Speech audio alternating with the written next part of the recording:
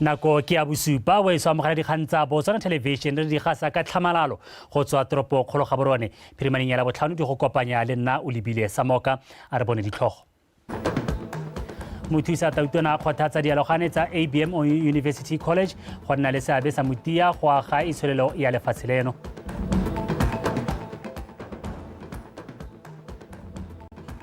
Puso e tla ikgolaganya le puso ya Angola mabapi le go tshwarwa ga tautona wa pele Lieutenant General Dr. Khama Khama. Ha mokatisi wa setlhopha sa The Zebras a rola maina batshameki ba le 26. Ntseleo ele la ga laeza o sa kenyo tla rnela tsa metshameko ha re ntse re tsweletse Patricia Chobonyane o ralola ka puo ya diatla mothetsong ka mogela a bo o di amogele mo pegong ya ntlha dialogane tsa sekolo sa ABM University College di kgothaditswe go betla tsela e bonalang go nna baeteledipele ba moisagong se se builwe ke mothusa tautona Renda ba gaolathe kwa phuthegong ya kaloso ya dialogane tsa sekolo seo mono Gaborone mosong ono re gaolathe o gateletse botlhokwa jwa seabe sa banana mo go godiseng itsholelo ya lefatshe leno a rutwa pego ka ikantse Khumalo. Ba ke dialogane tsa sekolo sa ABM University College jaaka ba loga morago ga go fetsa dithuto tsa bone tse di farologaneng mo dingwageng tse ba neng ba di beetswe bomme le borre ba feta lekgolong jaanong ba lebanwe ke boikarabelo jwa go nna le seabe go fetola seemo sa pereko le itsholelo mo ditirong tse ba tla bong ba thapiwa mo go tsone mothusa tautona o rotloeditse dialogane tse go dirisa dikitso tse ba di amulwe mo dithutong tsa bone go tlhabolola bokamoso jwa bone le lefatshe leno ka kakaretso. You live here as torch bearers of a new Botswana, architects of a future defined by innovation, leadership, and integrity. Yours is not just an achievement, but a responsibility. For what you carry in your hands is not just a scroll of paper, but a call to action, an invitation to greatness. ABM has laid a strong foundation, equipping you with knowledge, skills, and ethical principles. But remember that education does not end here. It evolves, it deepens, and it finds purpose in how you apply it. The transformation of Botswana's economy will not be driven by government alone. It will be driven by the thinkers of this country, by the doers in this country, by the risk takers, the graduates of ABM University College. Mookamedi wa sekolo se Medeizi Molefi o tshepa gore University ya ABM e ne e fa dialogane tse ka dikitso tse di tseneletseng le botsipa jwa ditlhamo mme ba le mo seemong sa go lebagana le dikgwetlho tse di ka baemang pele. We continue to perfect this craft to instill in our graduates an entrepreneurial mindset. When we talk of entrepreneurial in this case, we are not only talking about people that go out there and start their own businesses. We are also saying those that are employed and working elsewhere, they must be entrepreneurial in the way they do business. And I know that our graduates today, as they go out there in the public service, where some are in the private sector, they are going to transform their organizations in ways unimaginable. That's what we do at ABM. Dialogane le tsone di malala-a-laotswe go dira pharologanyo mo lefatsheng mme ebile ba supa fa ba ipapanne ka dithuto tsa go itlhamela le go tsamaisa dikgwebo. This graduating class is diverse. We have future business leaders, the marketing gurus, hospitality experts, financial strategists, so on and so on, entrepreneurs in the making. Each one of us has chosen a different path, but what unites us is our drive, our ambition, and our commitment to excellence. Dialogane tse di itse senta gore go solofetswe go le gontsi mo go bone go tisa diphetogo le dikakanyo tse di sham go isa lefatshe leno kwa pele. Ke kantse Khumalo, Botswana Television, Gaborone. Bomme ba gakolotse go tshwaragana go rarabolola dikgwetlho tse di balebaneng le tlhokomelo ya bana se se builwe ke mohumagadi wa gatautona mme Kaone Boko a bua le bomme kwa phuthegong ya kgotla kwa Maumabane a rutlwe mpho a rona. Re lekile re le setšhaba le gore mente o hitileng o lekile ke tsene mo ofising e ke ithela mama sisi a lekile ba ga rona jaanong re re gongwe ga re ka utlwa le ba le gore ba reng gongwe re ka ya go gongwe ka gore tota ga re sa tlhole re tlhaloganye batho re tshelela mo letshogong hala ha o utlwa gompieko go tenya ka gana go nnile le GBV ka gale le gape ka ga ya tlhaga jaanong ke re tshwaragane re na le lenaneo la go tsholetsa basadi re lemogile gore tota jaaka re bua di-issue tsa bo gender equality basadi ra sokola malapeng mo ditirong jaanong re na le lenaneo leo jaaka ke ntse ke utlwa gore go na le ditalente tse dintsi kwana nna le ene re na le go bua gore we are such a broken nation ga re sa tlhole re na le boleng ga re sa tlhole re na le setho dio tsotlhe di re latlhegetse a ba nthare mme go raya gore ka ga go ntseng ka teng ga ke batle go bona botala bohibidu bontsho bosweu nna le wena ra go tshwaraganna tiro ya go aga setšhaba se sešwa re etetse dikgotla dikereke le bone re ntse re ba lemotsa ka kgokgontsho batho ka bongwe re ba ruta re ba tsebosa le yone ka kgokgontsho le tiriso bothatso ya ditagi ke nngwe ya dilo tse le gore e leader to GBV re ba ruta le ka ngwao ya Setswana ka kwano gore motho o tshwanetse gore a itshware jang Tona ya tsa mafatshe a sele Dr. Phenyo Butale a re puso e tla ikgolaganya le go ya lefatshe la Angola mabapi le dipego tsa gore tautona wa pele Lieutenant General Dr. Khama Khama o letse a tshwere ko a sena go goroga kwa mapalamelong a difofane. Dr. Butale a re pele ga tautona wa pele Dr. Khama a ya Angola go ne ga dira dithulaganyo tsotlhe jaaka ile tsamaiso gore go itsewe gore o ya ko re Khama le ba bangwe ba ne ba leleditswe moletlo wa malatsi a mabedi wa ya kganetso ya UNITA bangwe ba baneng ba tshegediwa ko le ene ba akaretsa baeteledipele ba diphathi tsa kganetso go tswa Tanzania le Ibong Tundu Lisu Venancio Mantlane wa Mozambique Edwin Sifuna wa kwa Kenya le tautona wa pele wa lefatshe la Colombia Ibong Andres Pastrana Arango. What happened to me today was really something I never expected. And I view him as a brother because he's the president, he was the chairman of SADC, now he's the chairman of the African Union. Yes. And I thought, tolerance is something which we as Africans need to learn and adopt in our politics on the continent.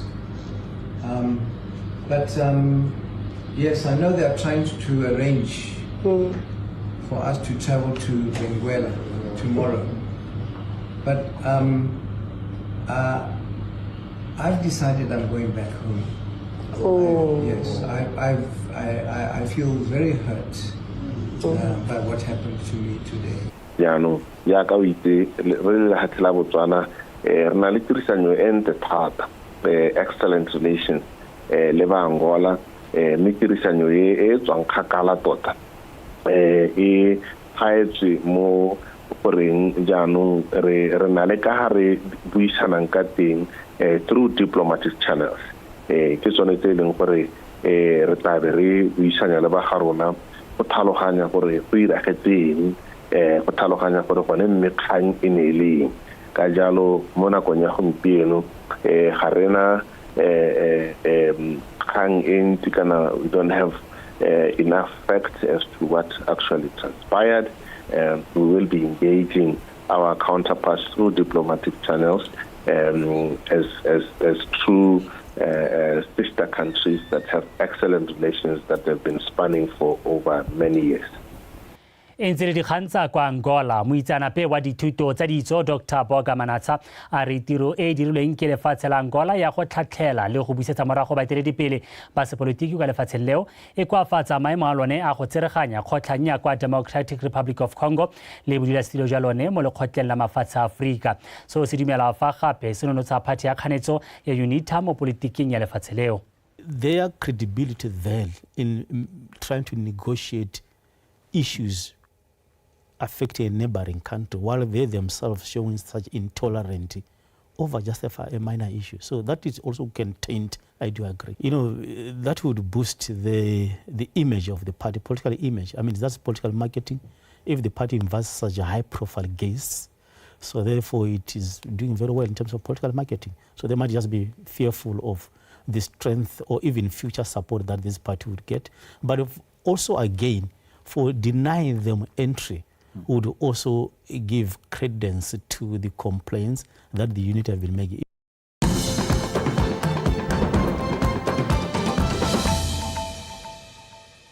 o santse o lebile dikgang tsa Botswana television wetso ra tswelela le phata la diphologolo le makgabisanaga la re le go bonye ditlou tse 5 kwa tikologong ya metse ya Khomodi ya Tshaba Bodingwane le Shibitse le Masama kwa kgaolong ya Kgatleng setšhaba se kopia go itlhokomela fa se tsamaya mo mafelong ao le go begela le phata la diphologolo mo nomoreng tsa 57771 55 kgotsa 5751120 kgotsa 5751119 kgotsa mo mapodising a nomoro ya 999 setšhaba se gakolola gore se se ka sa dirisa dintša go leka go dikoba le gone go di tshosetsa modumo ka tsela epe ka seo se ka tsenya matshelo a sone mo diphatseng.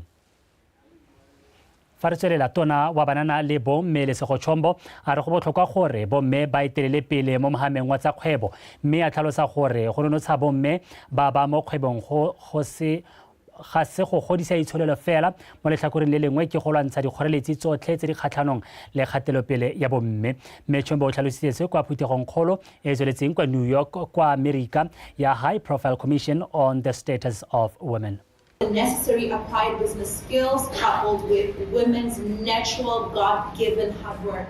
I love to say that women have been given skills and behavioral attributes and a certain energy and a certain mindset that only God has given to them and no one can take away. And I believe that one of these very virtuous qualities that women have is hard work. I believe that women naturally work hard. Women are naturally committed. Women are naturally really resilient. And so with the hard work, that commitment, that resilience, but most importantly, with localized training initiatives, women entrepreneurs are now making the mark in the global markets and taking the economies. Earlier on, I spoke. Bomme ba kopile gore ba seka ba salela morago mme ba tseyetsi a mananeo a puso a lekang go tlhabolola matshelo a bone se se buile ke molaodi wa Francistown mme Chabongwa Matseka kwa segopotsong sa mafatshe sa letsatsi la bomme kwa Francistown mme Matseka o gateletse gore puso e itlamile go godisa bomme ka madi gore ba nne le seabe se se bonelang mo go godiseng itsholelo a rutle pego ka Abigail Madoropo.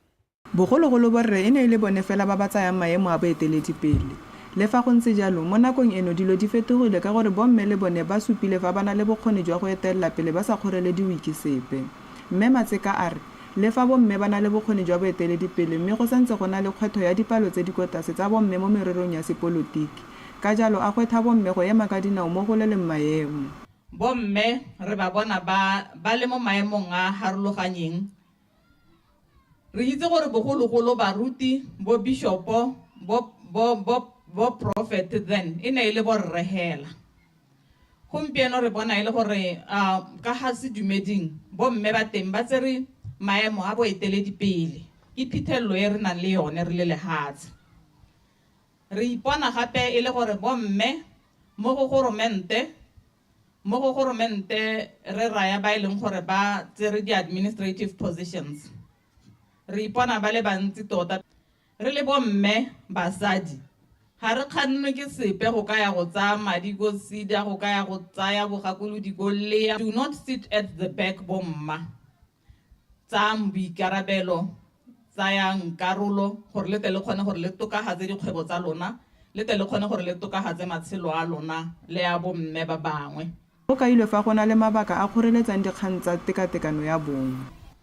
Ke na le go itemogela gore le rona ga bona re le hana batho ba bantle batho ba ba siameng batho ba ba belegang setšhaba dotse re modi wa tsona a re emiseng go sokora borre be re helelana re nna mo diemong tse di sa nnang sentle go ntse e nna teng mme le nna tota modi wa teng It's not just a day about women, it's a day about pointing out all the struggles and all the difficulties that a girl child and a woman faces throughout each part of the world. So today, we do not only acknowledge all their strengths, but also their weaknesses, and how men and women can work together to create a safe and equitable future for the next coming generations.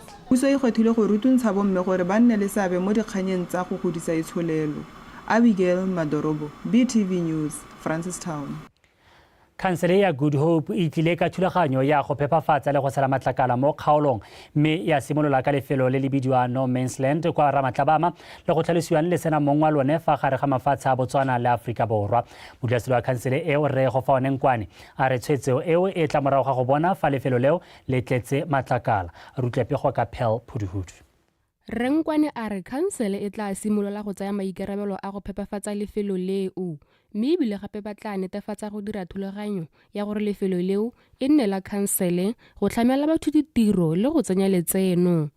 Thulaganyo ya gompieno phakela e ne ile ya go sala matlakala mme bogolo jaanong re metsa ko No Man's Land because this No Man's Land matlakala a rona le mantsi bokete wa matlakala a na le ko jaanong re fila gore ke le hatsela ko le abandonweng ga lena mongwe wa lone. So that's why our theme No Man's Land is our land.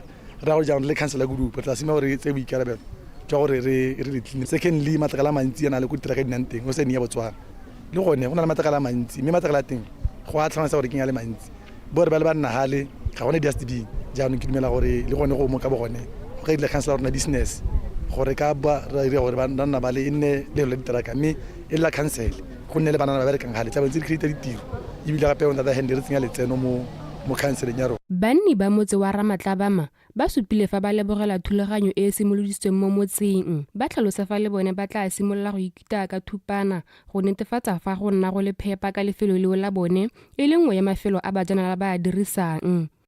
Jaanong mo go rang gore tota thulaganyo e dirilweng e tla go re thusa thata mo bajanaleng ha ba heta jana no go bona go lebega ka tebego e ntle go lebega go le go ntle ke gona no go batla kgatlhegelang le hatsela rona kgotsa kgaolo ya rona ntse ba heta jana.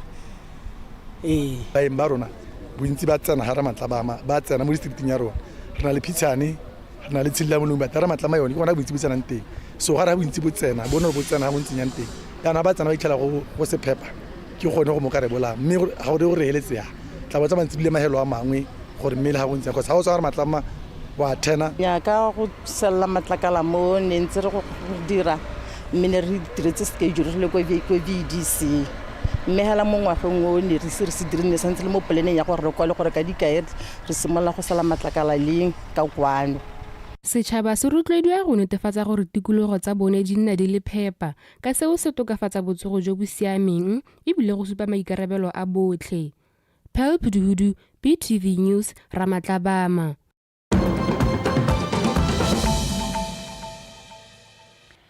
Wetso a re tlhodumele mo go tsa mafatshe a sele re Afrika Borwa le kgotla mafatshe a Europa le tla thusa la Afrika Borwa ka peeletso ya madi a 4.7 billion euro go tokafatsa mahama wa kgotetso. Thuso eo e sala morago maitlamo a kileng a dirwa ke lefatshe la Afrika Borwa le lekgotla la mafatshe a Europa dingwaga tse supa tse di fetileng.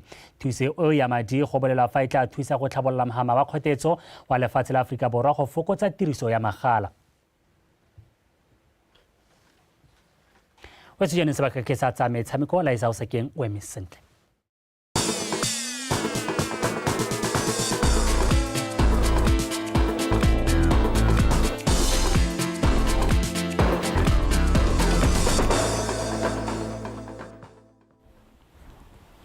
Ke a go leboga kgaitsedi aka Wetso Madume na ke la isa o sekeng ka dikgang tsa metshameko mme re di simolola hela ka tsa kgwele ya dinao.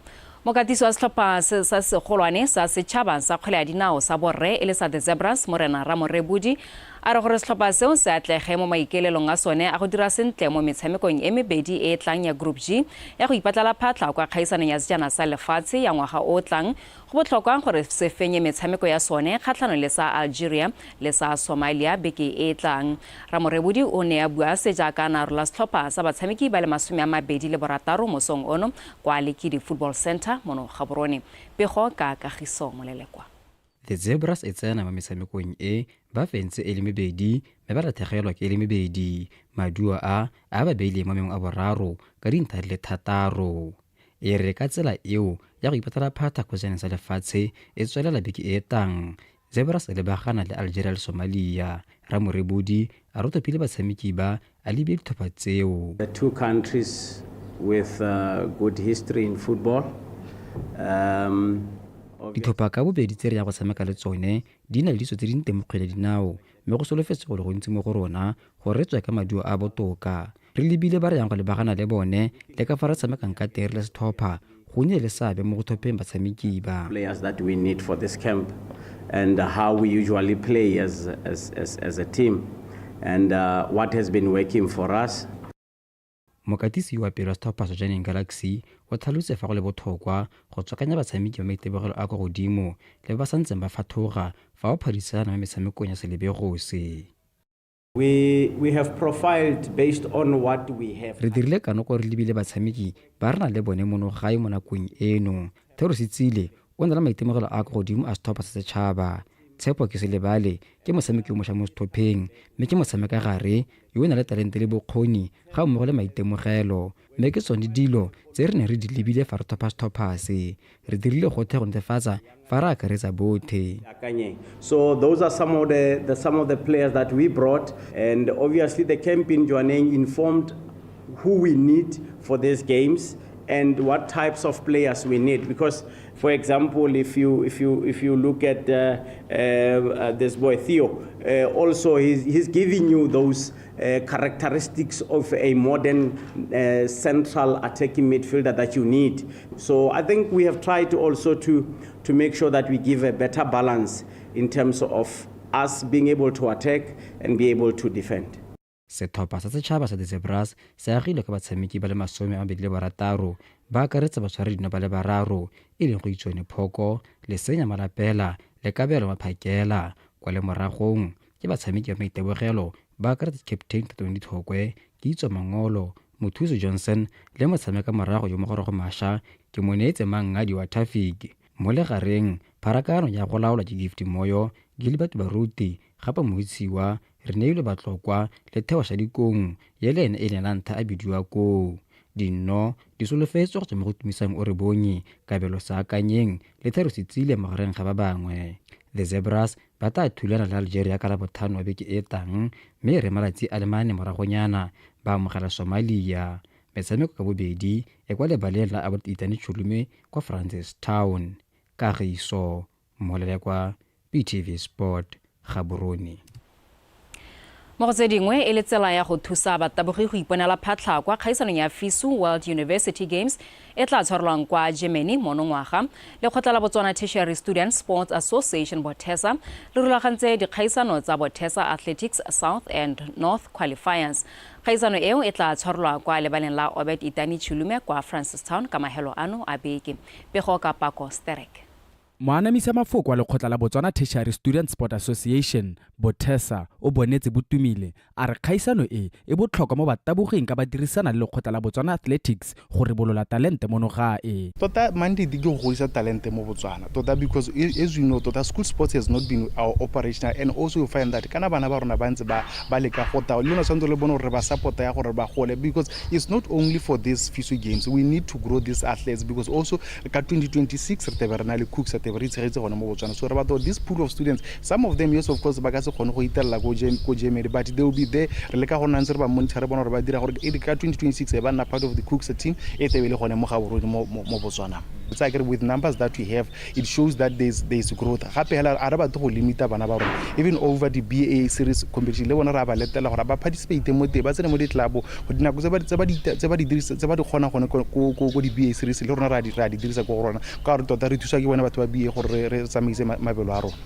Botumile o tsweletse a supa fa ba na le tsholofelo e kwa godimo gore kgaisano eo e tla bong e le ya ntlha ba e tshegetsa monongwaga e tla tsamaya sentle le ntswa go na le tse di saletseng kwa morago. Re ntse re na le di-challenge tota re le ba BOTSWANA in terms of support ya bana ba ko dikolong tsa rona and mostly from government institutions. Tota go na le kgwetwa gore bana ba te ba le bantsi ba batla go participate ba support that thing ga re itumedise but re sa tswa go nna le retreat le di-principal go leka go ba tlhalosetsa gore tota re le BOTSWANA re aka re batla go ira gone mo ka bogone ke tsaya ke re gongwe le gone go ka leka go thusa gore ba itse gore nya mme ga batho ba BOTSWANA ba re bona bana ba le di-competition ba tshwanetse ba ba thuse jang go tlhokagala over and above that gape le gone mo ka bogone re na le bana ba rona I think over 1,000 students ba te ba le ko Francistown. You can imagine that's a huge number of athletes ba ile gore ba batla go iteka ke tsaya ke re gone mo ka bogone go supa gore bana ba rona ba na le tšhisego go participate mo di-competition tse dintseng yang. E tla re mo kgweding e tlang lekgotla la BOTSWANA le tshegetse makgaolakgang a kgaisano e go tswelela ba neela batabogi sebaka sa go tokafatsa dinako tsa bone. Pako Sterek, PTV Sport, Tlokweng. Jaanong re wetsa dikgang tsa rona mo maitekong a go rotloetsa le go ngokela bana mo motshamekong wa cricket go tswa kwa moding. Lekgotla la BOTSWANA Cricket Association le tla tshwara dikgaisano tsa bana ba ba dingwaga di ka ga tlase ga 17 kgwedi eno e le 28 go fitlha e le 29 mono ga borone pego e tletseng ka go rata moeng. Mothusa modulasetilo wa BCA Somod Damoda o tlhalositse fa Suzuki T20 Under 17 e dirilwe ka maikaelelo a go godisa lorato la motshameko wa cricket mo baneng. We are not going to be sitting back and saying, oh, we're going to wait till this thing happens. Yes, we could have done that, but then what would have... Re ne ra lemoga gore COVID e ne a emisa metshameko ka lebaka. Ka re na le dingwaga di le 5 re sa tshameke, mme seo ke sebaka se se leele bana ba sa tshameke mo go bolayang talente ya bana. Re batla go bona bana ba tsweletse fa rona re lefatshe re tlhaloganya gore go dira yalo go ka thusa bana ke sone se se botlhokwa. Through a structured format to be able to give them an opportunity to represent the country at international level. You're losing that. Okay, money is an important factor. Being paid overtime and not being overpaid, that's not the issue here. If we as a nation cannot come together and understand that we are losing a generation of sports people, boys and girls, no matter what kind of sport it is going to be a serious problem for us. Athletics are bringing us medals right now, but think of what's going to happen if this becomes a foregone conclusion for a long period of time. Kgaisano eo e uletswe basimane le basetsana ba dingwaga tse di ka fa tlase ga 17 go tswa mo ditlhopheng di le 4 tse di tswang mo dikarolong tse di farologaneng tsa lefatshe leno. Here we're going to have a national structure where we will have an under 13, under 15, under 17. Re logalano la go dira gore dikgaolo ka go farologana di kgone go nna le metshameko wa cricket. Mo godimo ga mo re leka go aga setlhopha ka go tsaya bana go tswa mo dikoleng ka go farologana re be re felela re ba kopanya e nna setlhopha se le sengwe. So as a start, what we are doing right now is on the 28th and 29th of March, we have what they call the BCA Suzuki. Suzuki are apparently willing to sponsor towards the costs of the event. We're having a schools tournament for the under 17s, and that's to be hosted at the BCA Oval. We're trying to bring together some of the players that have been identified from the various schools that have been playing cricket, especially government schools and also private schools, and then try and bring them together. We're starting with under 17s first right now, basically because next year again we will be participating in the ICC under 19 qualifiers pathways. Okay, and under 19 qualifiers for the ICC, because it is played every 2 years, they expect the players to be under 17 when they start in the qualification. So in the event that any team that qualifies, that moves from one stage to the next stage, by the time that team plays in the actual World Cup, they're under 19. Okay. So that's why we are focusing on the under 17s at the moment to start with. Somod o boletse fa maikaelelo a ile go dira gore kgaisano e tshegediwe ngwaga le ngwaga mme ebile e akaretsa bana ba le bantsi. When it comes to tournaments, usually we've never engaged in cash prize. Gantsi ga nke re nna le madi re ba fa dimpho mme se re ka se dirang ke go baya madi ao re be ra dirisa mo go baakanyetseng bana mo dikgaisanong tse di tlang. Our focus has not been on prize money as such, because what happens to prize money is we don't know exactly where that gets spent actually. Whereas if we can save, because we are all complaining we don't have enough money, if we can save the money and put that more into the development and try and put money aside to have more programs and tournaments, I think that gives you more of a reward than giving cash money, which will get spent either in 1 hour or we don't even know where that goes. Kgaisano e latelang ya lekgotla la Botswana Cricket Association ke ya bomme ya Kalahari Women's T20 Tournament kgwedi e tlang. Go rata moeng BTV Sport Gaborone. o tswe dikgang tsa rona di wetse nna le wena re kopana gape kgante jana ka nako ya bohera bongwe re di go neela jaanong re dira notse e le ka teme ya sekgowa mme le gale pele re kgaogana a re kgakolola gape dintlhakgolo tsa rona. University College on Nalesa Samutia, Francistown Women. Usai khonaganya le fa le ya gola mabapi le go tshwara ga tautona wa pele Lieutenant General Dr. Khama Khama. Mokatisi wa setlhopha sa The Zebras a rola maina batshameki ba le 26 go baakanyetsa motshameko ya Algeria le Somalia beke e tlang.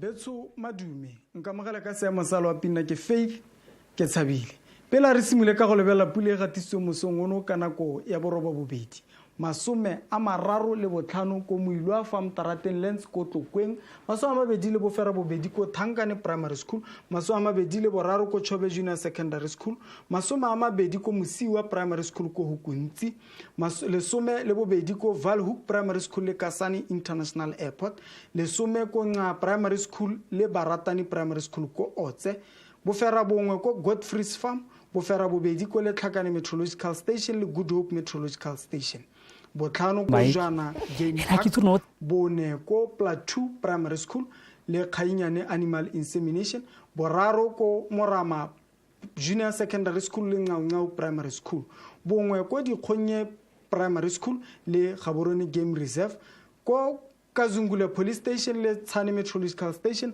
re gatisitse marothodi mona ko ya gompieno tshwantsho sa loapi se supa setsuatsue Jude se eleng gore solohetse gore bosigong jono se tsene ko lehatsheng la Madagascar mme re solohetse gore mo letsatsing la kamoso setsuatsue Jude ebe se setse se dule ka lehatshe la Madagascar mme se tsena ko lewatleng go re solohetseng gore se go swela teng mme a re lebella mo lefatsheng la Botswana go bona la maru mo mafelong ka bontsi a re solohetseng gore bosigong jono a kanisa pula kgotsa a ka duma mme mogola ka mosore solohetse re go thibile ko dikgaolong tsa gantsi kgalagadi borwa bothaba kgateng kweneng borwa jwa kgaolo a le gare le bokone botlhaba ka kgonagalo ya pula ya diphefolo dikgadima mo e phatlaletseng le mafelo ko dikgaolong tsa gantsi kgalagadi le ko borwa fa ko borwa botlhaba kgateng kweneng borwa jwa kgaolo a le gare le bokone bothaba gona soletse kgonagalo ya pula ya diphefolo dikgadima mo mafelong mangwe a dikgaolo tseo soletse re go thibile ka bontlha bongwe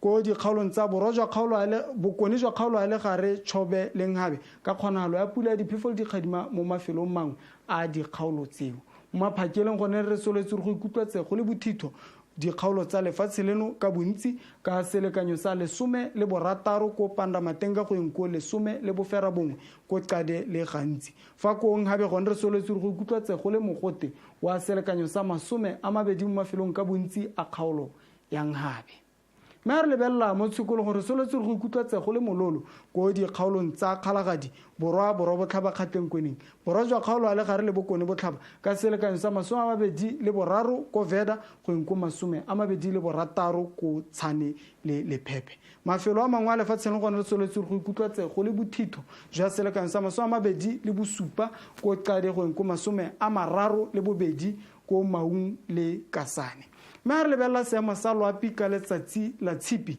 re soletse go thibile lefatshe leno ka bophara ka kgonagalo ya pula ya diphefolo dikgadima e phatlaletse le mafelo ko dikgaolong tsa gantsi kgalagadi le ko borwa fa mafelo a mangwe a lefatsheng gone re soletse kgonagalo ya pula ya diphefolo dikgadima mo mafelong mangwe a dikgaolo tseo mo sekolo gone soletse go ikutlwatse go le mololo ko dikgaolong tsa gantsi kgalagadi borwa bothaba kgateng kweneng borwa jwa kgaolo a le gare le bokone botlhaba ka selekanyo sa 23 ko Veda go eng ko 26 ko Ngojane le Gantsi fa ko bokone jwa kgaolo a le gare tshobeleng gabe gona soletse go ikutlwa tsego le bothitho jwa selekanyo sa 27 ko Gumare le Shakawe go eng ko 30 ko Kasane ke sone seo seemo sa loapi a ene boroko.